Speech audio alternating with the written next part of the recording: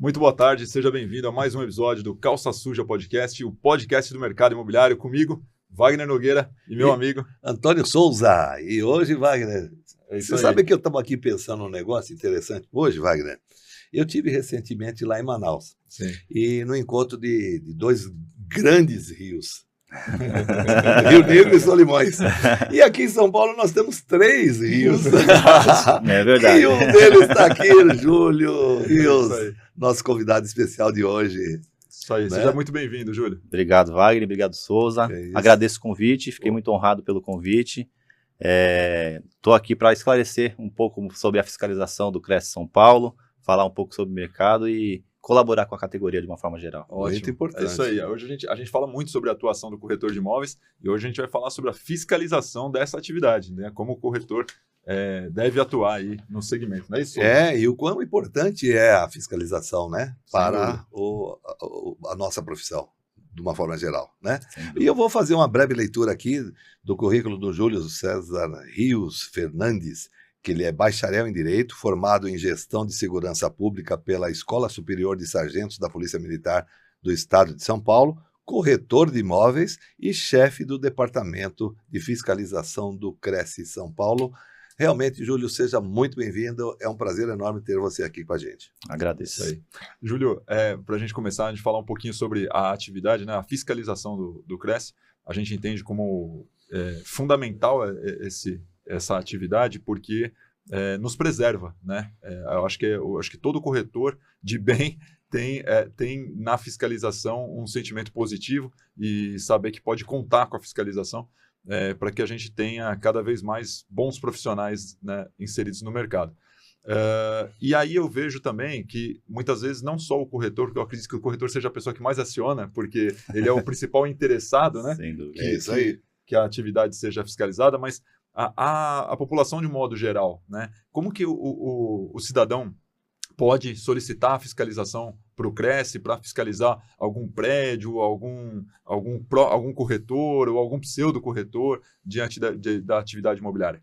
Bom, deixa eu só agregar um pouco na sua fala em relação a, de fato, o corretor de imóvel é um dos maiores interessados, né, na fiscalização, que a fiscalização seja efetiva, mas principalmente a sociedade, porque a gente trabalha para que o mercado imobiliário seja um mercado seguro, né? Porque a gente fala que o cidadão está investindo, às vezes, o dinheiro de uma vida inteira. Sim. E se ele cair na mão de vamos dizer assim, um picareta, um pilantra, ele vai ser prejudicado com a economia que ele teve a vida inteira. Então, de fato, a fiscalização ela trabalha em prol da sociedade e do corretor de imóvel. E também tirando do mercado essas pessoas que não... Pseudo-corretores, né? Principalmente, e até profissionais, infelizmente, a gente sabe que tem em toda a profissão, no mercado imobiliário não seria diferente. Tem pessoas que não deveriam estar no nosso meio e a fiscalização trabalha para que isso não aconteça. Então, aí a gente tem, respondendo a sua pergunta, nós temos 2 canais de denúncia hoje no CRES, né? Aí eu vou citar as 2 modalidades de denúncia para que os nossos ouvintes possam entender como que ele pode acionar o CRES, a fiscalização do CRES. Nós temos a denúncia formal. O que seria a denúncia formal? É quando você é prejudicado normalmente ou por uma imobiliária ou por um corretor de imóveis que não cumpriu com o contrato, ou então ele não está repassando um valor de aluguel, por exemplo, de um inquilino, que a gente sabe que ainda acontece esse tipo de caso. Então, você se sentiu lesado por algum corretor, algum profissional do mercado imobiliário, você pode fazer uma denúncia formal. Por quê? Porque você tem que se identificar e mostrar as provas que aqui você está sendo prejudicado. Então, você faz uma denúncia formal, é instaurado um processo ético-disciplinar dentro do Departamento de Ética e Disciplina, eles vão apurar todas as provas juntadas e vão encaminhar para a fiscalização para ir até aquela imobiliária ou aquele corretor que foi denunciado para dar o direito do contraditório à ampla defesa, como é, né, garantido a qualquer cidadão. Então, quem vai até essa pessoa denunciada é a fiscalização. Vai lá, tá aqui, ó, o fulano te denunciou, disse que você não vai repassando o aluguel do seu inquilino, e então você precisa se defender, você tem 15 dias. Quem te denunciou foi essa pessoa aqui, ó. Então ele vai saber quem denunciou e vai ter o direito do contraditório. E não tem nada anônimo, né? Nesse caso, não. Isso aí é uma denúncia formal que normalmente é utilizado para pessoas que foram prejudicadas de alguma forma. Se sentiram lesadas. Exato. Em algum contrato, normalmente tem contrato envolvido. Pode até ser que a pessoa que está lesando não seja um corretor. e aí pode ser feita uma denúncia formal da mesma forma, vai ser instaurado um processo, nesse caso é instaurada uma apuração administrativa, quando o departamento de ética identifica que não é corretor, não é imobiliária, pelos dados que estão contidos na denúncia, aí instaura-se uma apuração administrativa, a fiscalização vai até essa pessoa que foi denunciada, se tiver elementos suficientes, nós lavramos a autuação por exercício legal da profissão, a empresa também é autuada, então todo o procedimento é tomado. Quando é uma imobiliária ou um corretor, aí nesse caso a gente faz a ciência para aquela pessoa denunciada e eles têm direito de defesa. Esse é o primeiro caso. A segunda situação, eu não vou nem dizer que é uma denúncia anônima, porque denúncia anônima pela Constituição não existe, né? Mas a gente tem um canal de solicitação de fiscalização. O que seria isso? É um canal que qualquer pessoa, qualquer cidadão, qualquer corretor pode entrar lá no site do CRES e solicitar a fiscalização do CRES. Eu vou dar um exemplo. Eu identifiquei que abri uma imobiliária do lado da minha casa, mas eu desconfio que ali não tem corretor de imóveis. É tudo pessoas que não são credenciadas, estão tentando aplicar golpe em pessoas. Então, eu como um cidadão de bem, eu posso solicitar a fiscalização do CRES. Eu entro lá no site, não preciso me identificar, o campo não é obrigatório. Abri uma imobiliária aqui do lado da minha casa, eu desconfio que as pessoas não são corretores. Como que funciona a solicitação de fiscalização? Nós temos uma demanda grande, obviamente, então a gente tem uma organização dentro do departamento que no máximo 48 horas a gente atende toda e qualquer solicitação em qualquer localidade do estado de São Paulo. Obviamente, em raras exceções, a gente não consegue atender devido à distância, à demanda e tudo mais, mas normalmente a gente consegue atender. Então você entrou no site do CRES hoje para fazer uma solicitação de fiscalização, que eu vou colocar entre aspas uma denúncia anônima, você solicita lá hoje, em 48 horas a fiscalização vai estar naquele local fazendo a identificação daquilo que você denunciou. Importante destacar na solicitação, e é até um alerta para quem nos assiste, se for solicitar a fiscalização, é sempre bom dar a maior número de informações possíveis. Claro. Detalhes, né? Detalhes, às vezes um cartão de visita, ou um folder do anúncio, ou um link da internet, qualquer coisa, porque às vezes a denúncia chega sem elementos. A gente vai, de qualquer jeito. Mas se não tenho prova, se eu vou chegar lá, vou tentar construir uma prova na hora, mas se eu não conseguir, a fiscalização não vai ser efetiva. Então a gente sempre orienta, quem for solicitar a fiscalização do CRES, coloque o maior número de informações possíveis para a gente conseguir ter êxito e ter o resultado e tirar do mercado aquela pessoa que está de forma irregular. Então, resumindo, são dois canais de denúncia, né? A denúncia formalizada, que a pessoa é obrigada a se identificar, e a solicitação de fiscalização, que a pessoa não é obrigada a se identificar. Mas se ela se identificar ainda assim, nós omitimos essa informação para o fiscal. Por quê? Não haver represália, né? Para não ter nenhum tipo de... O analista, né, o fiscal que vai fazer o atendimento, às vezes de repente ele está com o tablet na mão e vira, a pessoa vê quem denunciou. Então, nesse caso, o sistema, ele já é inteligente, quando a gente tramita isso para o analista, que é o fiscal que vai fazer o atendimento, ele não recebe essa informação. Então, por mais que eu me identifique lá na solicitação, o analista não vai saber quem foi, ele só vai receber a demanda, como se fosse uma ordem de serviço, né, para ele ir lá e fazer o atendimento. Então é bem legal, Júlio. Bom. E aí surgiram outras duas dúvidas nessa Vamos lá. Porque, na verdade, você falou assim, pode acontecer de chegar lá e ser um pseudo corretor, né? A pessoa que não está inscrita no conselho. Nesse caso, vocês acionam também o Ministério Público com relação ao exercício legal da profissão? Sim. É instaurado um processo? Também. Vamos lá, fazemos. É assim, ó. Como que funciona o caso do exercício legal da profissão? O exercício legal da profissão é uma contravenção penal, está lá no artigo 47 da Lei de Contravenções. E o que a jurisprudência entende? Que deve haver a habitualidade, né, no caso da contravenção penal do artigo 47. Então, o que nós praticamos hoje no CRES São Paulo? A gente autua, a pessoa que está no exercício legal da profissão, a gente faz um auto administrativo, que é um auto de constatação de exercício legal, instaura-se um processo administrativo, ele é transitado em julgado, se for procedente, vai sair como procedente. Aí vem as facilitações, que a gente pode falar depois sobre esse tema que é muito importante também, que são as pessoas que facilitaram, os corretores ou imobiliários que facilitaram aquela pessoa a estar no exercício legal. E aquele auto daquela pessoa que foi autuada, se for a primeira vez, ele vai ser julgado procedente e vai para arquivo. Se essa pessoa for autuada pela segunda vez, o que o CRES faz? A gente encaminha o oficial ao Ministério Público para poder apurar a contravenção penal do artigo 47. Então, a gente apura desde que haja a reincidência. Isso. Legal. Tá. E a segunda questão é com relação ao canal de solicitação de fiscalização. Pelo que eu entendi, é só o site do CRES. Bem lembrado, boa pergunta. Não só o site, como o aplicativo do CRES também. Então, qualquer cidadão consegue baixar o aplicativo do CRES, não precisa ser corretor de imóveis.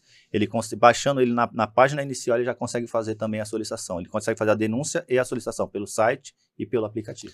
E ali o aplicativo é uma ferramenta fantástica, né? Sensacional para o corretor de imóveis. Não tenho dúvida. É um... A gente tem tudo lá, o resumo todo lá, né? Tudo. Ali é muito bom. O aplicativo foi uma iniciativa muito interessante. Fantástico, né? Ajuda Mas nós bastante. não podemos esquecer de algumas pessoas aí. Sem dúvida. Nós não vamos denunciar. Não vamos denunciar ninguém. Nós vamos agradecer. Anunciar. Vamos anunciar e agradecer os nossos patrocinadores que viabilizam com que esse programa esteja no ar, que viabilizam que a gente esteja aqui entrevistando pessoas como o Júlio nessa tarde.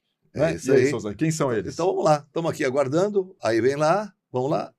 A imobiliária Remax Rede Mavink, o Universo Iantra, a Voolog, Ikemata, Plataforma SP, Paladini Augusto, Advogados, Cavim Câmara de Avaliação Imobiliária, American Hilt, a Visconde, Construtora e o Ibresp, O que o Ibresp faz para nós, hein? O Ibresp é uma excelente escola que auxilia os corretores de imóveis. Você que ainda não é corretor, quer se tornar ali, o Ibresp tem um curso de TTI muito bacana.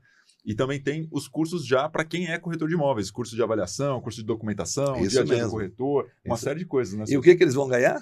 8 cursos gratuitos se inscrevendo, né? E se inscrevendo, acionando aqui o QR Code, né? Exato, 10% de desconto, só escaneando aqui em cima. É isso aí, então vamos lá.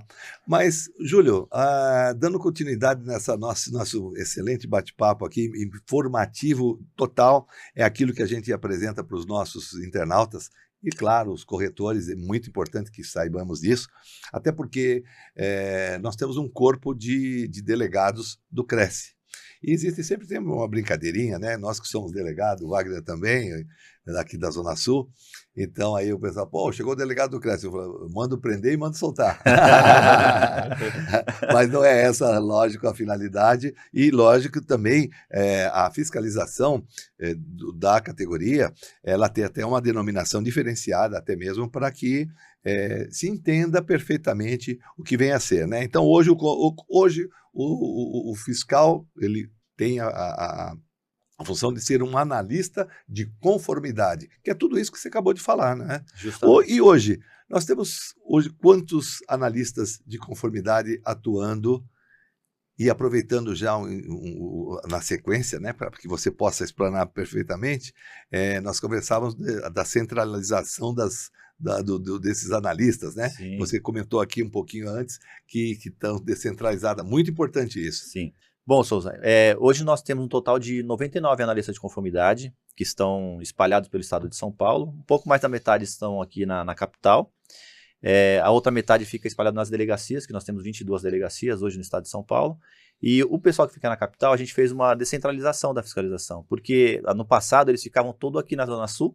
Então, você imagina o analista que ia fiscalizar o extremo da Zona Leste. Ele sai aqui da Zona Sul para ir lá para o extremo da Zona Leste. Meio-dia. Metade de dia, meio-dia para ir, meio-dia para voltar, ele não fiscalizava, né?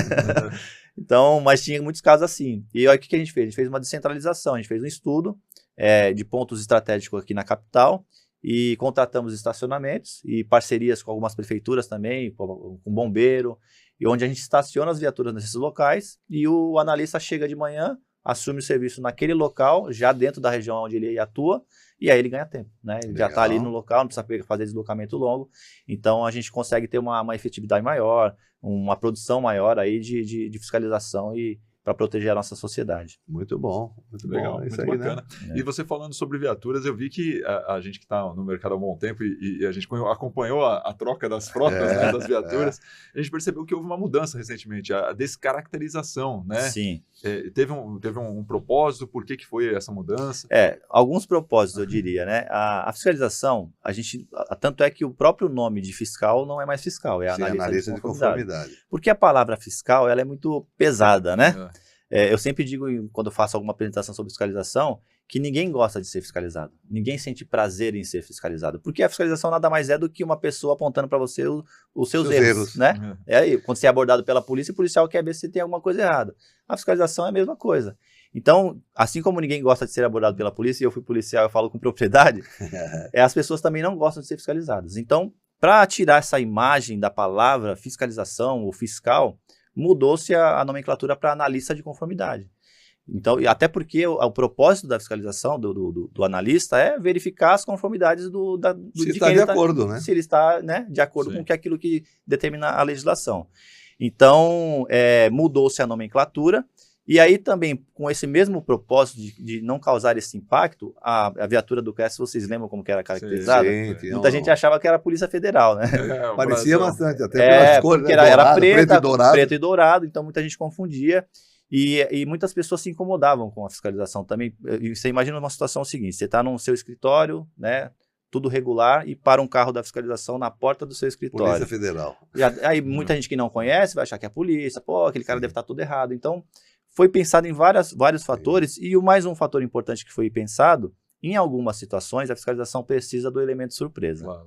Se não tiver o elemento surpresa, a fiscalização não vai ser efetiva. Você está denunciando, por exemplo, um plantão de vendas que está cheio de pseudo-corretor lá. Se você chegar com uma viatura descaracterizada, na esquina eles já visualizam e todo mundo avisa, o pessoal corre. Boa, né? Então, assim, foram vários propósitos para poder ter uma fiscalização mais efetiva, não causar um constrangimento de quem está sendo fiscalizado, e o resultado está sendo ótimo, eu diria, porque isso foi muito benéfico para toda a categoria e para a imagem do conselho também. Isso é legal. E é uma das outras coisas também, chegou a existir algum tipo de ataque às viaturas em função de crime organizado? Não, eu tipo? não diria de crime organizado. Nós tivemos um caso no litoral que uma bala atingiu uma viatura, mas a gente não sabe se foi, porque pelo que o analista que estava lá, ele falou que ouviu vários disparos, né? E um pegou no carro. Ele não sabe se foi uma troca de tiro entre bandidos ou se tinha policial próximo. Tipo. Ele ouviu, saiu depois que ele percebeu que tinha atingido a viatura. Mas nunca tivemos nenhum ataque contra os nossos analistas, né? Direto, não. Graças a Deus, não. O que nós já tivemos? A viatura para fiscalizar um plantão, quando volta está com o pneu furado, ou a viatura riscada. Isso já aconteceu, infelizmente. Isso em plantões em plantões, em imobiliárias, já tivemos alguns casos. Então, esse também é outro fator que eu não citei, né? Que também a viatura descaracterizada, eles nem sabem e as nossas viaturas já são descaracterizadas de cores diferentes, né? Então, ninguém não ficou mais padrão. Não ficou padrão, porque se você, por mais que você descaracterize, coloque o mesmo veículo com a mesma cor, uma hora ele vai, o Logan preto é tudo do Cresce, né? Então, então a gente descaracterizou dessa forma. A placa é diferenciada, não? A placa oficial, né? Placa de veículo oficial, Perfeito. Ô, Júlio, a gente sabe a atuação do Cresce no nível estadual, né? Sim. Que a gente está falando e tal. Aqui em São Paulo nós temos a lei da cidade limpa, né? E infelizmente a gente ainda vê com uma certa frequência algumas publicidades, né, infringindo essa legislação. Uhum. E não obstante, a gente percebe que muitas delas ainda por parte de corretores de imóveis ou pseudo-corretores que estão insistindo em colocar nos postes ou nas vias públicas faixas, vendo apartamento nesse prédio, tenho outros na região, aquela coisa toda. E muitas dessas vezes eles se utilizam de artifícios de não se identificar nessas placas, né? Ou seja, eles colocam um telefone e não colocam um Cresce, não colocam nada disso para identificar. Existe uma fiscalização por parte do Cresce com relação a essa atuação? Vocês vão atrás de buscar a identificação dessas pessoas? E também existe algum convênio junto à prefeitura para que a sanção seja não só por parte administrativa do Cresce, mas também com relação à lei Cidade Limpa por parte da prefeitura? Existe um trabalho, sim, e eu vou te falar como que a gente atua. Se for um corretor de imóveis que só coloca o telefone para não se identificar, ele lê do engano que ele não vai ser identificado, porque a fiscalização... Colocou o telefone, nós temos o nosso cadastro, a gente consegue identificar, e não só pelo nosso cadastro, nós temos outros meios, nós temos um trabalho de inteligência muito bacana dentro do departamento, e a gente tem meios de identificar as pessoas. Se for um corretor de imóveis ou uma imobiliária, nós notificamos ele a retirar aquela placa do local público em virtude da lei da Cidade Limpa. E se ele não retirar, ele vai ser autuado. Então a gente notifica, dá um prazo, fala, sua placa está em local irregular. Então nós estamos notificando, você tem 15 dias, 5 dias, 10 dias para retirar a placa de lá. Se ele não retirar, a gente retorna e autua. E além da autuação, e aí eu vou, nesse caso, não só para o corretor, mas para o pseudo-corretor, a gente manda um ofício para a prefeitura, porque aí é competência da prefeitura, a questão de aplicar a lei da Cidade Limpa, né? O Cresce não aplica a legislação do município. Mas a gente faz a nossa parte, que compete ao Cresce, e comunica à prefeitura para que ela tome a providência. E normalmente as prefeituras nos respondem, tá? Legal. Agora sim, obviamente, nós estamos falando da cidade de São Paulo, que é uma cidade enorme. Que seja subprefeitura que vocês acabam... Subprefeituras, exatamente, subprefeitura. Quando algumas prefeituras que existe alguma legislação municipal que a gente já tem algum controle nosso interno, quando a gente sabe que existe essa lei, a gente faz a comunicação à prefeitura. No caso de São Paulo, é a subprefeitura local para que eles tomem a providência. E aí a gente tem tido um resultado bacana, mas o que eu ia dizer é o seguinte, a cidade de São Paulo é enorme, o estado de São Paulo é enorme. A gente não consegue verificar, né? Eu sempre falo que a fiscalização não consegue estar presente em todos os locais a todo momento. O que eu sempre solicito aos corretores de imóveis? O corretor de imóveis ele é uma extensão da fiscalização. Ele quer a moralização da profissão, ele tem a obrigação disso. Então ele tem que informar o Cresce. Cresce, ó, tem uma faixa irregular aqui. Ó, tem um pseudo corretor no plantão. Tem um escritório irregular aqui no meu bairro. Porque a fiscalização não consegue estar em todos os locais. Então eu sempre falo assim, o corretor de imóvel, ele é uma extensão da fiscalização. Ele tem que colaborar com a fiscalização. Nós temos que mudar um pouquinho a ideia, né? Daquela dedo duro, o X9, coisa desse tipo, né? Porque a partir do momento que a gente está fazendo isso, nós estamos colaborando para a continuidade da irregularidade. Não é? Sim. Bom, você estava falando a respeito... Isso se torna conveniente. Conivente. E eu vou mais além, Souza. Eu vou mais além. O Código de Ética dos Corretores de Imóveis, ele só tem 10 artigos. Um dos artigos, ele fala que o corretor de imóveis, ele tem por obrigação de comunicar ao Cresce, aos órgãos competentes, o artigo fala, das irregularidades que ele tiver conhecimento. Então, é uma obrigação moral, mas legal também. Sim, né? Então, eu acho que tem que ser mais moral do que legal. Ele tem que se sentir na obrigação de colaborar com a profissão dele, com a categoria dele. Né? Sim. Não, e até para que os colegas também percebam que não é esse o caminho, né? Não, porque, exatamente. Se é proibido, por que você vai infringir a legislação? Justamente. Isso só valoriza a profissão, só valoriza o profissional, tira um estigma do mercado, né? Da atuação do corretor. E acaba denegrindo a imagem do profissional do corretor de imóveis, porque a gente sabe que na legislação que é proibido aquele tipo de ação, aquele tipo de campanha, né? E ele vai lá e insiste naquela publicação, naquela irregularidade, acaba denegrindo a atividade como um todo, a profissão como um todo, né? Hoje em dia a gente vê até, inclusive, nas campanhas políticas, né? A redução significativa desse tipo de propaganda, né? Porque sabem que acaba denegrindo a imagem do candidato. Então, eu vejo dessa forma. Vem mudando, né?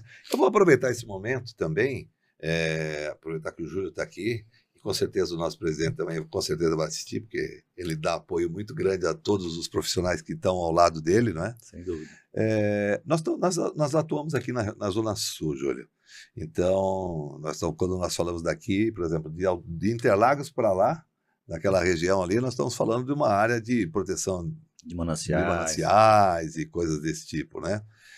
A gente tem andado por lá, até por conta de alguns trabalhos, e a gente vê que existe, com certeza, naquela região nós temos lá um problema seríssimo, também de alguns pseudos corretores, enfim, e aquilo que você falou, nós não temos braços para abarcar. Sim. Vai aí o alerta para aqueles corretores sindicalizados, os nossos delegados daquela região, que tomem alguma atitude nesse sentido.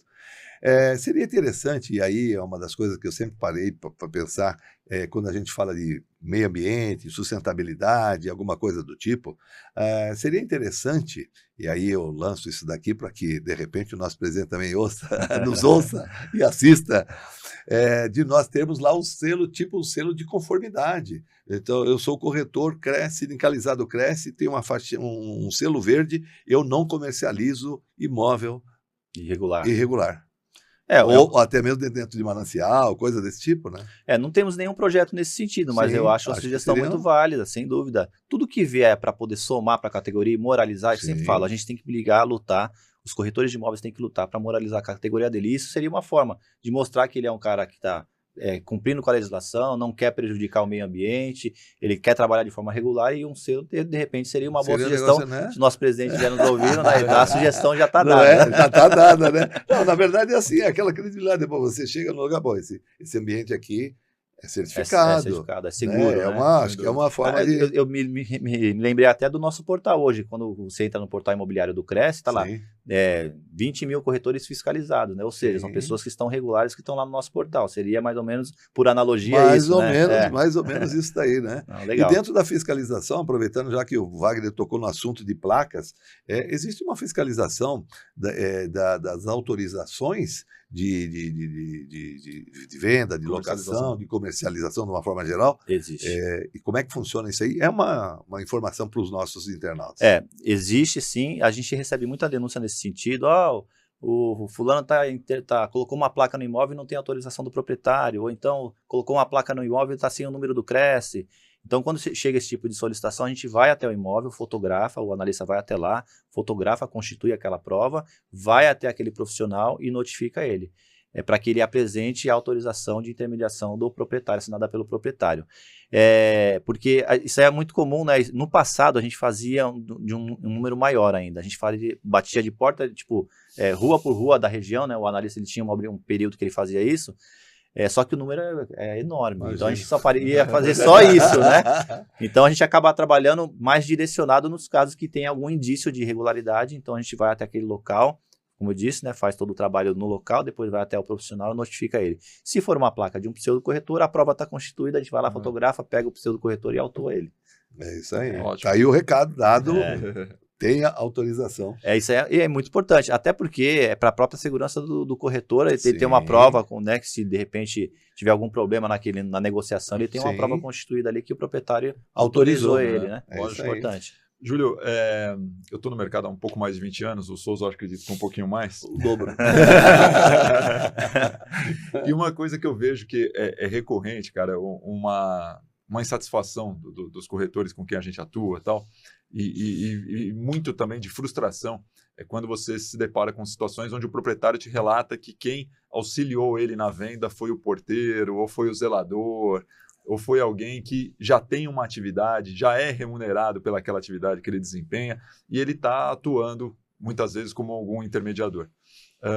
Acredito que isso seja uma questão recorrente lá para vocês, na fiscalização, para buscar esses pseudos, né? Tanto o corretor, quanto o zelador, quanto o porteiro e tal. Como que é essa fiscalização? Como ela acontece e se você tem esses números, como isso ainda é uma demanda recorrente e o que tem acontecido nesse cenário? Infelizmente é uma demanda recorrente, sim, só que a gente enfrenta uma grande dificuldade nesses casos. A prova. Para eu fazer uma autuação, eu preciso de uma prova. E essas pessoas, síndico, zelador, porteiro, dificilmente eles deixam alguma prova. Não estou dizendo que a gente não faça. A gente faz e a gente autua muitos casos desses, só que em muitos casos a gente não consegue. Por quê? Chega a denúncia assim, o zelador do condomínio tal está vendendo imóvel, mas não manda nenhuma prova. Eu mando o analista lá, o analista vai, a gente vai em todas, sem exceção. E a gente tenta verificar se consegue uma prova, porque já pegamos casos assim, o zelador coloca uma placa lá, vende-se tratar com o zelador. Pronto, está constituída a prova. Eu vou lá, fotografo aquilo, chamo o zelador. Você quer o zelador? Exercício legal da profissão. E autua ele. Ou é o síndico, ou é o porteiro, quem quer que seja. E qual é a penalidade? Então, aí, assim, pro contraventor, é aquilo que eu falei, no caso da reincidência, vai para a esfera criminal e vai responder pelo artigo 46 da Lei de Contravenções. Na esfera administrativa, o processo é julgado somente procedente e não tem penalidade de multa. Porque nós não temos, o CRES não tem, né, ele não é inscrito no CRES, a gente não pode penalizá-lo com multa. Mas, assim, o principal nesses casos é o encaminhamento ao Ministério Público para responder pela contravenção penal. E a gente também, normalmente nesses casos, a gente comunica não só o contraventor, mas o condomínio, para que, né, o condomínio também seja responsabilizado. Corresponsável. Exato, que ele está sendo conivente com isso, por mais que o síndico fale, mas eu não sabia. Bom, mas você não sabia, mas você é o responsável pelo condomínio. Então, a gente fizemos um trabalho há um tempo atrás de orientação dos condomínios, porque os síndicos, muitos deles não sabiam o que estava acontecendo. O porteiro, o zelador estava lá vendendo imóveis e o síndico estava viajando lá, né, não sabia o que estava acontecendo e a fiscalização batendo na porta dele, mas o que está acontecendo? Não, está aqui, temos a prova, está sendo autuado e você vai ser responsabilizado. Então, fizemos um trabalho de orientação em vários condomínios, principalmente aqui na capital, e surtiu também bastante efeito. Mas, assim, respondendo a sua pergunta, de fato é um problema sério hoje. A gente, quando consegue construir a prova, a gente faz a autuação, encaminha para o Ministério Público, mas em alguns casos a gente não consegue constituir essa prova. Por isso que é importante, quem está denunciando, tentar buscar algum elemento de prova. Que seja uma conversa de WhatsApp, ele afirmando que está oferecendo um determinado imóvel. Só que assim, quando o denunciante informa uma conversa de WhatsApp, ele vai ser identificado. Claro. Né? Então aí as pessoas normalmente não querem. E eu entendo o receio, né, com medo de algum tipo de represália e tudo mais. Mas se a pessoa não tiver esse receio e quiser mandar essa prova, nós vamos utilizar essa prova para poder fazer a autuação. Legal. Né? Então, mas é um problema que é difícil de conter, eu diria, porque é difícil você construir essa prova. Né? Aí vem uma pergunta, Júlio, emendando nesse assunto, são, na verdade, até cabem duas, não uma pergunta, outra esclarecimento. A pergunta é a seguinte, não existe a possibilidade de se caracterizar, por exemplo, você falou da inteligência, eu acho que é interessante, é uma área bastante interessante, tanto em todos os setores da Sim. polícia, de uma forma geral, mas que seria o caso, por exemplo, eu vou lá, me passar por comprador e flagrar o cara fazendo esses negócios. Existe essa possibilidade. Boa Armar o flagrante. Armar o flagrante. Né? Não, eu estou sabendo que o camarada está fazendo isso. Então, não sei se o analista de conformidade, ele poderia fazer assim, olha, eu vi seu telefone, ligou, tal, o cara, não, vem aqui, eu vou te atender, crau.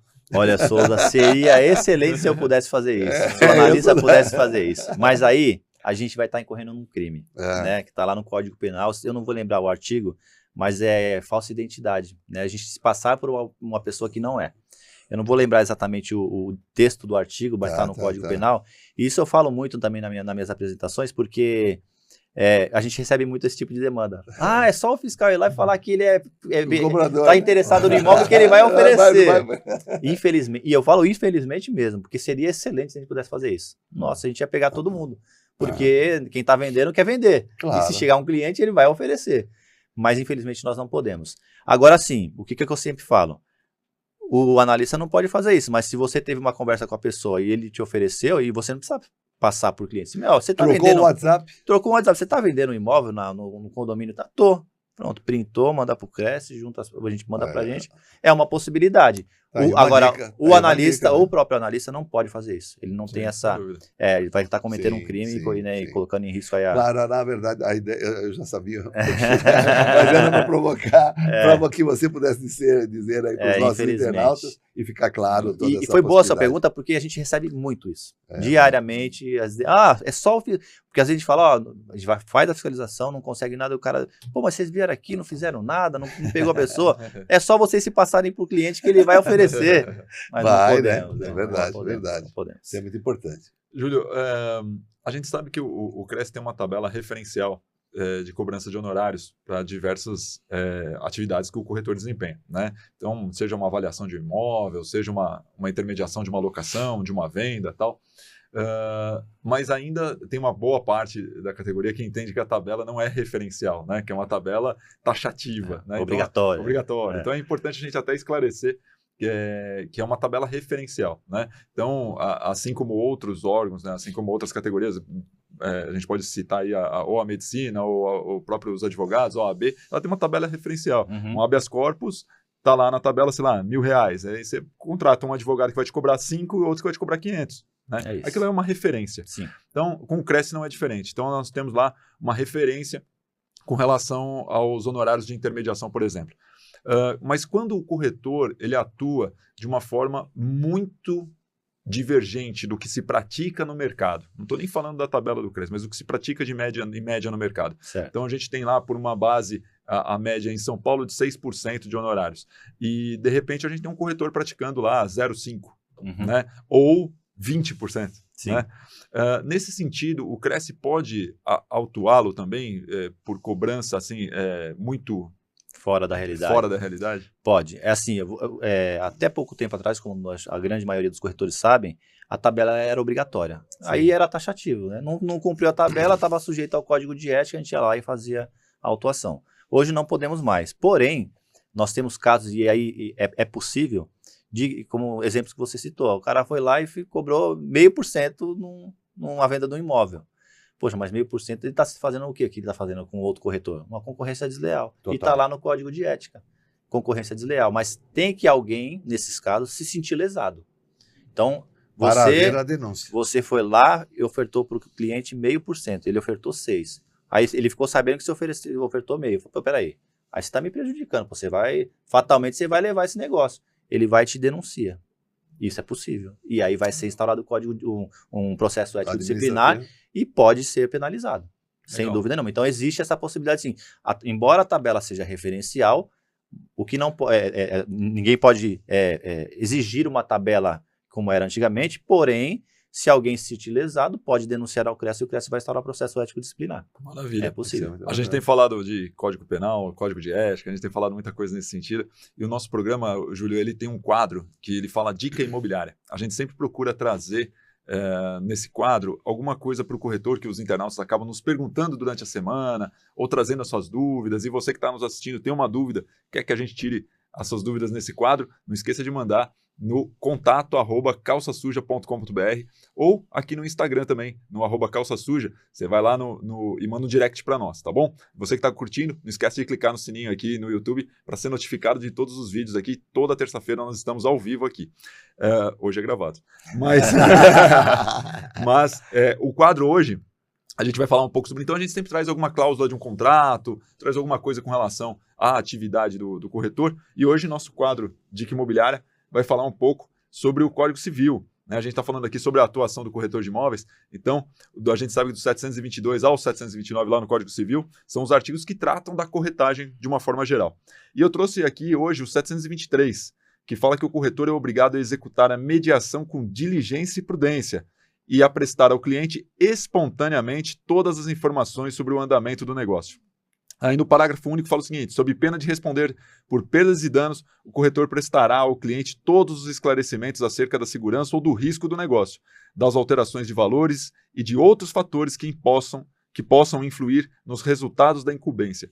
Veja, eu chamo a atenção para esse artigo, não só porque às vezes o corretor está muito preocupado com a questão técnica ou jurídica do negócio, então ele fala, vou tirar todas as certidões, vou apresentar certidões, vou trazer uma questão que seja tranquila juridicamente pro adquirente. Muitas vezes ele aciona o departamento jurídico da empresa, tal, só que muitas vezes ele acaba pecando em outros detalhes. Eu tive um caso que o corretor foi acionado para apresentar um imóvel e o cliente falou assim, eu que gostaria de visitar esse imóvel amanhã, terça-feira, por volta das 11 horas da manhã, é possível? O corretor falou, olha, infelizmente amanhã, terça-feira, eu tenho já a agenda, já tenho cliente para atender nesse horário. Podemos ir na quarta? Eu falei, claro, vamos na quarta. Foram na quarta, mostraram o imóvel, o cliente gostou e falou, posso trazer meu sócio? Pode, quando você quer trazer seu sócio? Na sexta. Ótimo, traz seu sócio na sexta. Levou o sócio na sexta, gostou, aprovou o imóvel, queria trazer a arquiteta para ver se... Quando que ela quer vir? Sábado? Vamos vir no sábado. Ele visitou 3 vezes o imóvel. Certo. O cliente gostou tal, e por fim alugou o imóvel. Tá? Era uma locação e ele alugou o imóvel. E aí, quando ele foi fazer a obra, já no começo da obra tal, numa bela terça-feira de manhã, ele descobriu que tinha feira na porta do imóvel. Na porta do imóvel. Essa história é minha. Tinha uma feira na porta do imóvel, né? Como fica com relação a essa questão, né? Porque muitas vezes o cliente acaba se sentindo lesado. Ele fala, o corretor, na primeira vez que eu entrei em contato com ele, eu queria visitar numa terça-feira, ele falou que não poderia, que tinha cliente, né? Nem vamos imaginar que é uma extrema coincidência, né? E que o corretor não estava agindo de má fé, né? Então, ainda assim, por força do artigo 723, deveria o corretor alertar o cliente sobre as circunstâncias do negócio e que haveria uma feira, né, uma feira livre em frente ao imóvel, que aquilo poderia prejudicar, né, obviamente, o imóvel. Nesse caso, muitas vezes, o cliente que se sente lesado, ele busca um reparo, às vezes, até financeiro junto ao Cresce, né? Sim. Então ele acha que ele vai abrir um processo ético. E o Cresce vai obrigar a outra parte a pagar, né? Exato. E ele faz, eu falo porque eu já atuei em diversas situações assim, onde ele quer colocar para o Cresce que ele foi lesado, que ele tem que receber perdas e danos, e que o corretor tem que perder a inscrição, e que não sei o que lá. Então até a ideia de trazer essa dica imobiliária hoje para primeiro alertar os colegas corretores de imóveis a respeito do 723, ou seja, não adianta querer dar um jeitinho, você é responsável por todo o processo de locação ou de venda, por toda a sua atuação dentro do processo, não só com relação às certidões, sobre a segurança jurídica do negócio, mas também sobre a sua atuação, a sua apresentação sobre tudo, mas também sobre esse aspecto da sociedade ter a expectativa de que o Cresce irá obrigar algum dos seus inscritos a realizar alguma contraprestação financeira, né? Uhum. E a gente sabe que isso não acontece. Então, se você puder falar um pouco sobre isso. Para que não crie essa expectativa na sociedade, porque isso se busca no judiciário. Né? Então, você está pretendendo ter alguma indenização por parte de um corretor de imóveis, não acione o Cresce, não é o Cresce. Não, mas eu vou falar que o Cresce pode colaborar. Eu vou dar... esse artigo aqui, ele está transcrito no Código de Ética. Tem um artigo lá que é praticamente o que está dizendo aqui. É uma cópia, né? É uma cópia, e é interessante que muitos corretores não conhecem o Código de Ética, porque eu falo, são 10 artigos, o corretor tem que fazer a leitura. Mas nesse aspecto, uma coisa interessante que o Cresce pode fazer e tem feito muito é a junta de conciliação. O Cresce hoje possui a Jucom, que quando chega uma denúncia, toda denúncia que chega ao Cresce, o Cresce pergunta ao denunciante se ele tem a intenção de fazer uma conciliação. E aí, ele aceitando, o Cresce convoca as duas partes, o denunciante e denunciado, e tenta compor uma solução ali naquele momento. Para quê? Para evitar o processo disciplinar, para evitar, evitar uma demanda judicial futuramente. Então, o Cresce possui hoje a junta de conciliação, só que a junta de conciliação tem um conciliador, ele não é um juiz. Ele é um conciliador. Olha, o que você acha? Você deve 10? Você aceita 9? Aí eles vão parcelar, e aí o mediador tem essa função de mediar uma solução. Aproximar, né? Aproximar as partes e tentar uma solução. E muitas das vezes a gente consegue. Por incrível que pareça, a junta de conciliação tem tido um êxito bem bacana dentro do Cresce. Mas, obviamente, que eles não têm o poder de decidir, de obrigar a parte a restituir um valor que foi, né, retido, enfim, qualquer coisa nesse sentido. Aí vai ter que recorrer ao judiciário e não tem outra solução. Então é importante que quando alguém denunciar o Cresce, saber que existe a possibilidade da junta de conciliação para tentar resolver aquela lide ali sem precisar recorrer ao judiciário no futuro. Perfeito. É isso aí. Bom, na verdade, eu já vi uma piadinha que a professora falava para o aluno, fala uma cor, não sei o que lá, parará, né? Então, quem já conhece essa piadinha, eu não vou contar aqui agora. Mas, normalmente, viu, Júlio, quando ele faz a dica imobiliária, sempre tem alguma coisa para dizer. Mas esse fato que ele comentou aqui, por acaso aconteceu comigo, mas numa circunstância bastante diferente. Eu levei o cliente para ver o imóvel, ele olhou, gostou, falou, é meu imóvel, vamos lá. Depois, quando ele veio, eu coloquei ele dentro do carro e fui com ele. Aí, quando eu cheguei na rua, eu falei, hoje tem feira. Dei a volta e falou, mas tem feira? Eu falei, tem. Aí ele falou, mas não serve para ele. Então, foi bem assim, eu perdi a venda por conta da bendita da feira. E se acontecesse uma coisa semelhante, na verdade, ia acontecer de forma assim, bem, sem maldade nenhuma. Era tão natural para mim, tanto faz ter a feira ou não ter a feira, né? Sim. Então, ia estar fazendo o negócio. Essa era a continuidade da pergunta que você hoje respondeu e fez toda ela. Eu não queria que eu falasse hoje. Não, imagina.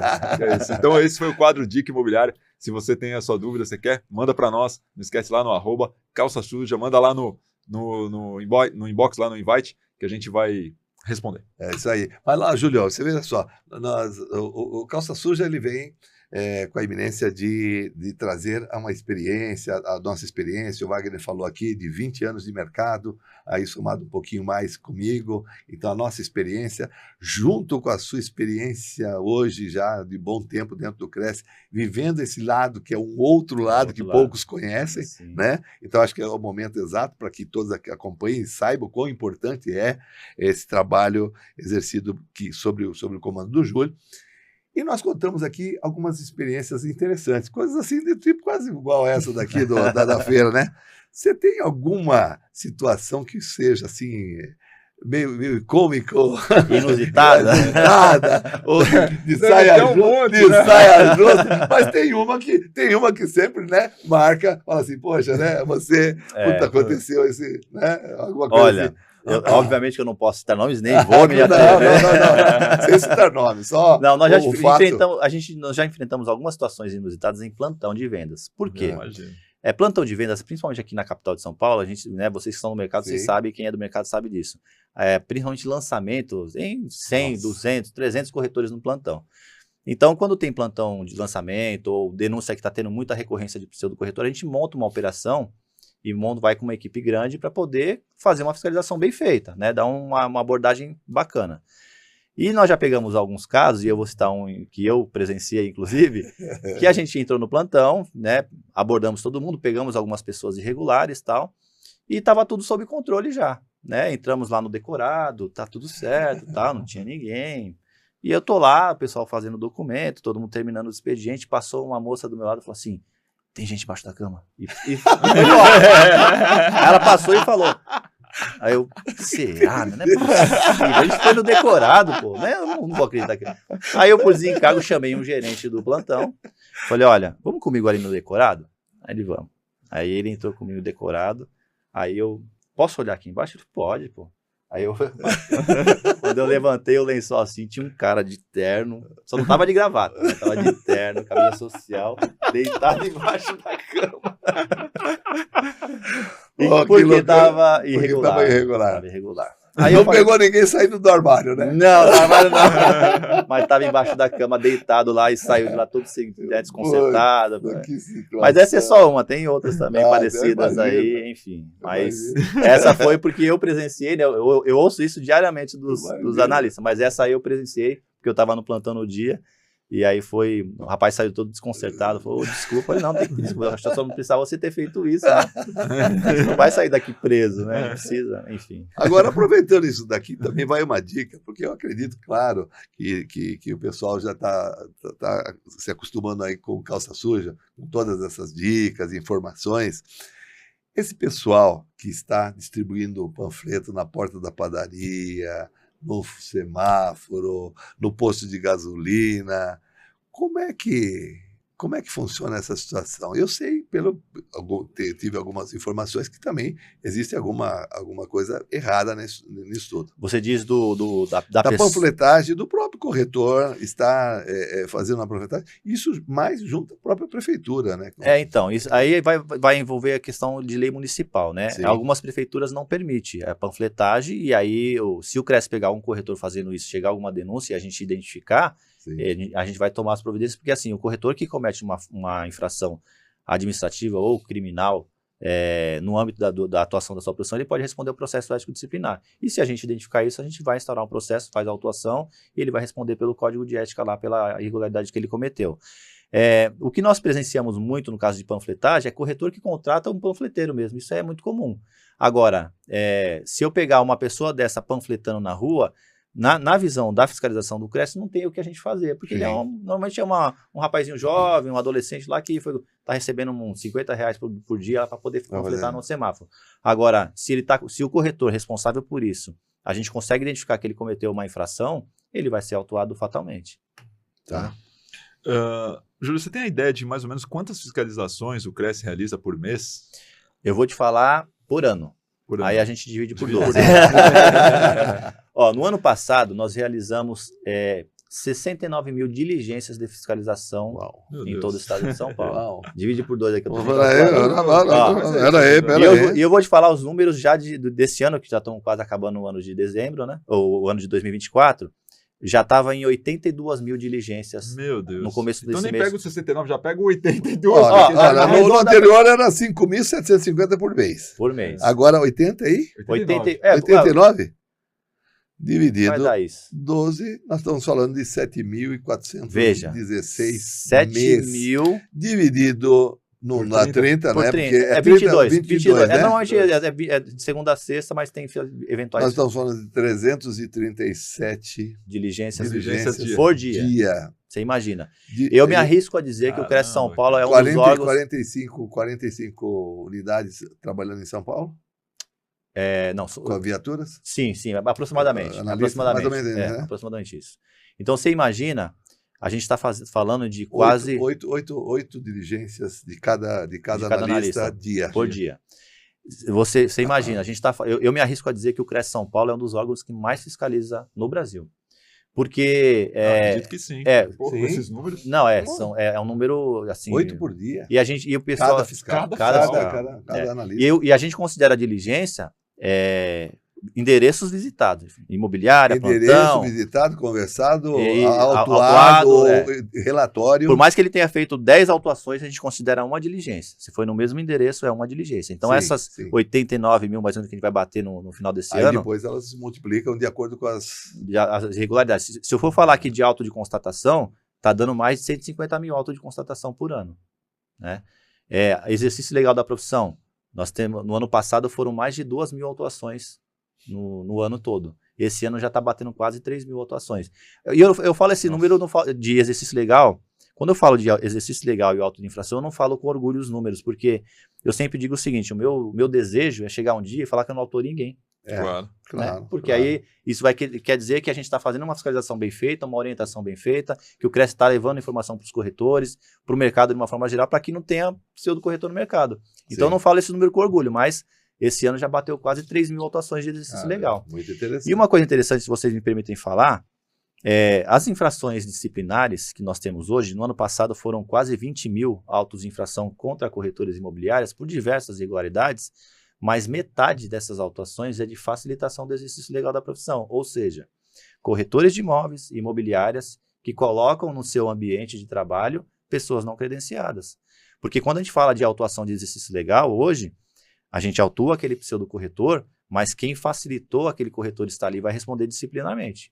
Então, a gente instaura processo disciplinar contra a imobiliária, contra o corretor responsável técnico, contra o gerente, contra o coordenador, contra todo mundo que a gente consegue identificar que foi responsável por aquela pessoa naquele plantão, eles vão responder disciplinarmente um processo de facilitação do exercício legal.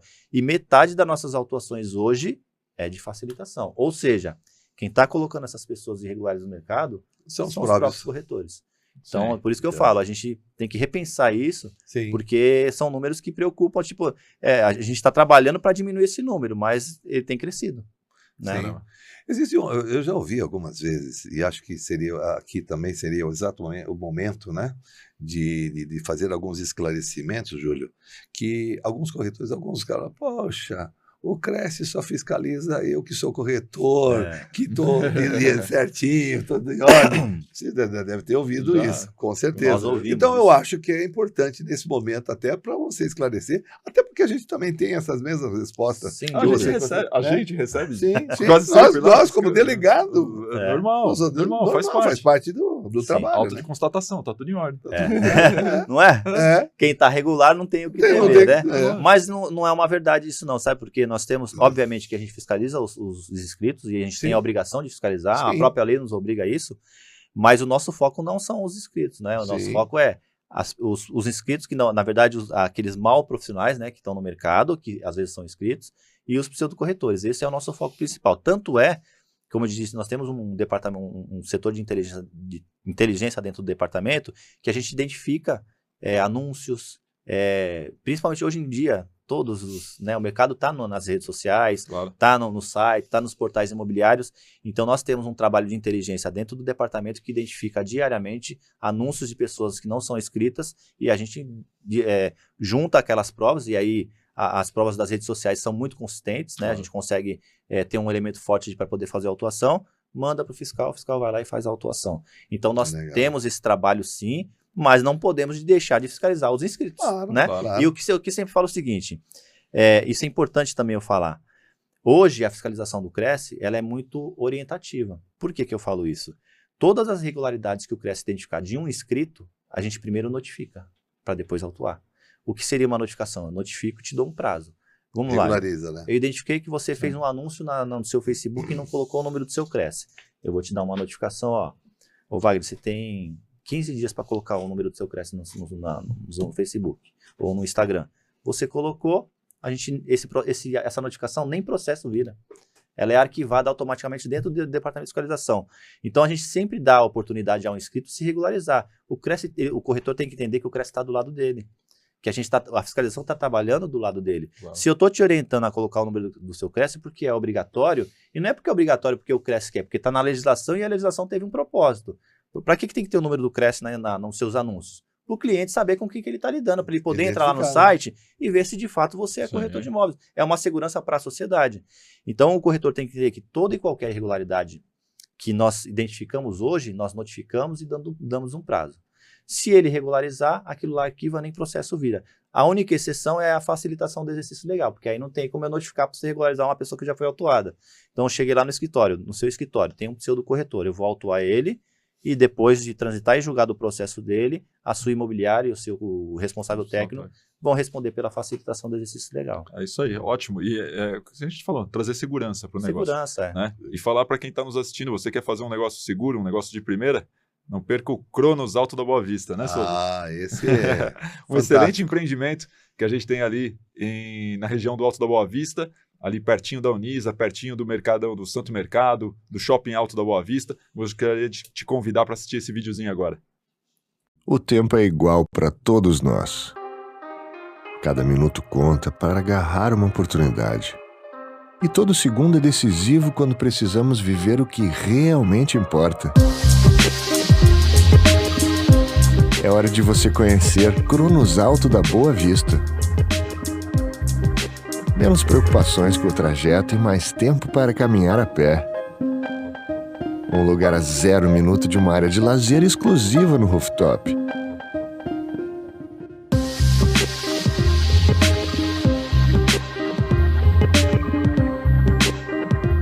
Menos tempo cuidando da casa e mais tempo curtindo o seu espaço. Cronos Alto da Boa Vista. Mais tempo para viver o que realmente importa.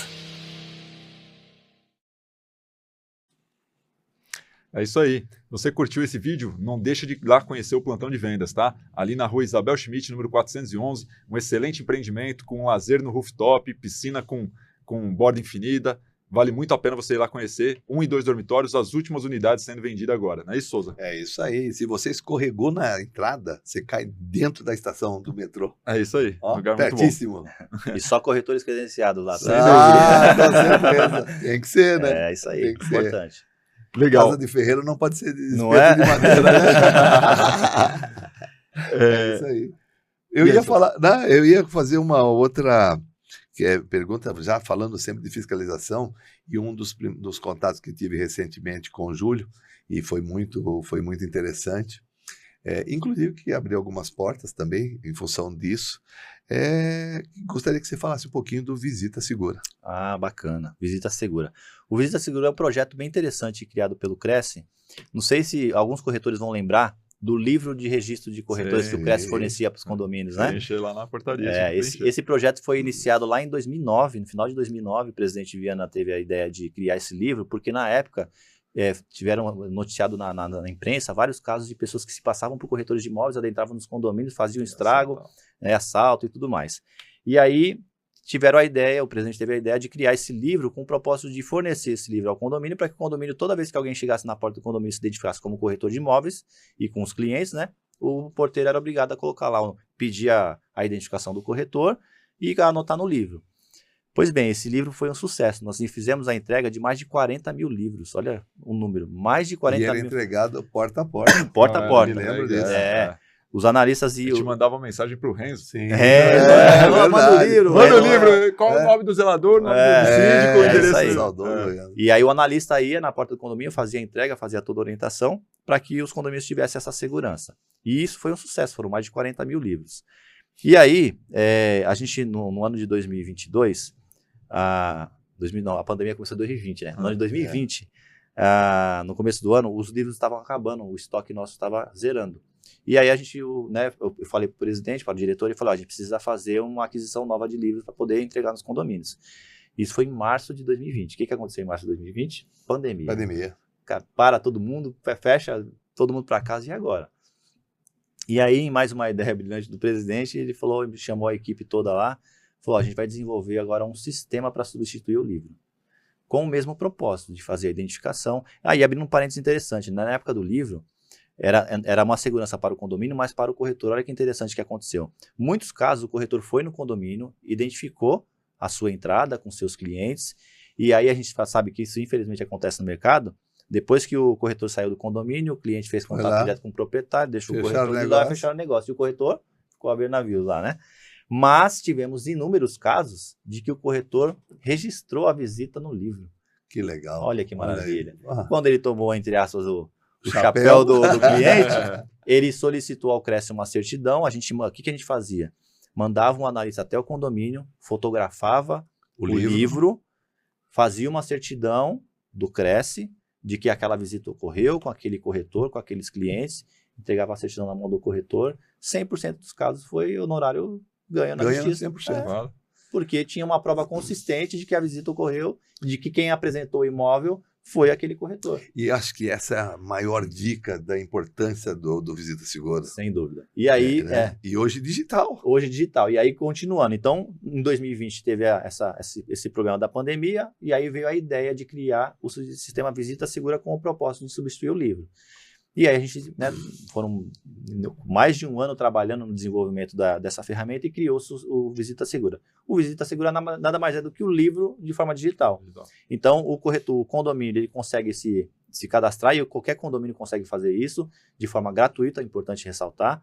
Basta ele baixar o aplicativo do Cresce ou acessar o site do Cresce, fazer um acesso como condomínio, cadastrar o seu condomínio. A partir do momento que ele cadastra, qualquer corretor de imóveis que vá fazer a visita naquele condomínio, pelo aplicativo do Cresce, ele é obrigado a registrar a visita. E aí ele coloca os dados dos clientes, a data e o horário que ele vai fazer a visita, o condomínio recebe aquilo lá no aplicativo ou no site. Chegando o corretor no condomínio, ele faz a apresentação do QR Code ou de um código alfanumérico, o condomínio registra aquilo, identifica a entrada, autentica, entrou, depois que saiu, registra a hora de saída, fica tudo documentado no aplicativo, num sistema seguro e que não tem como ser mudada a informação ali. Se eventualmente o cliente fizer a mesma coisa, querer passar o corretor para trás, ele tem na palma da mão dele uma prova de que aquela visita ocorreu. E além disso... uma prova maior ainda, né? O próprio condomínio é que validou a entrada. Então eu já tenho mais uma... Não tem como. E para o condomínio, veja a segurança para o condomínio. No livro, a gente tinha alguns problemas no livro, porque o livro era um documento físico que dependia da boa vontade do porteiro. Sim. Se o porteiro não seguisse a regra que a gente orientou, de pegar a carteirinha e ver se de fato é um corretor e anotar os dados, se ele não fizesse isso, o livro perdia o efeito. Pô, eu vou dar um exemplo. Eu chego lá, e aconteceram vários casos desses. Eu chego lá e falo, eu sou corretor, estou com meus clientes. Qual é o seu nome? É João. Ele colocava João. Qual é o número do seu crédito? 1010. Pronto. Vou dar feito. Para que o livro? Desse jeito. Ficou mais seguro, literalmente. Agora, o sistema, ele só aceita registro de visita de corretor credenciado.